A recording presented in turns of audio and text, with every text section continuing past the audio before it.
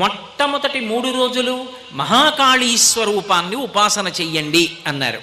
మహాకాళీ స్వరూపము అని నేను అనగానే, అయ్య బాబోయ్ ఎలా ఉపాసన చేస్తామండి, కాళీ స్వరూపం అంటే భయం వేస్తుంది కదండి అని మీరు బెంగ పెట్టుకోవలసిన అవసరం ఉండకూడదు.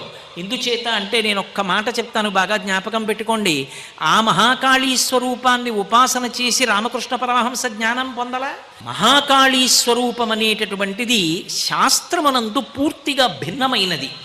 నేను మీతో ఒక్క మాట చెప్పాలంటే, పకపక పకపక నవ్వుతూ తాంబూల చర్వణం చేస్తున్న ఎర్రటి నోటితో ఇక్కడి నుంచి ఇక్కడి వరకు నవ్వుతూ దంతపంక్తి కనపడకుండా ఇంత పెద్ద బొట్టు పెట్టుకుని త్రిశూలాన్ని కిందకి దింపి పట్టుకొని పచ్చటి పట్టుపుట్టమో ఎర్రటి పట్టుపుట్టమో కట్టుకున్నటువంటి తల్లి కనకదుర్గమ్మ ఉన్నదే, ఆమెయే మహాకాళీ స్వరూపం.